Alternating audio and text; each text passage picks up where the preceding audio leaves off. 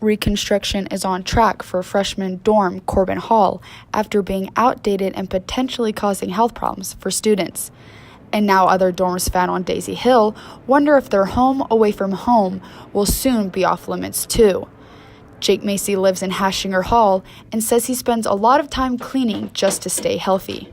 I've had a horrible experience living in this dorm. It's filthy. I've tried to get out multiple times. Needs to be really renovated properly. As the desk assistant of Hashinger Hall, Riley O'Donnell sees and hears how these conditions affect not only students, but their classes as well.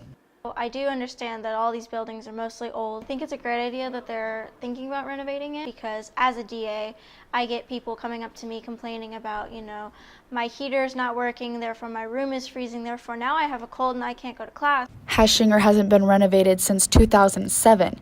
Corbin Hall hasn't seen upgrades in over 30 years. Resident assistants of Hashinger, Landon Sweeney, says it's about time for improvements. KU's doing multiple different remodels, and most of it's to update and improve the living facilities. I think it's good, and I think it was time that they did it. KU Student Housing says Corbin is undergoing a $13.5 million reconstruction.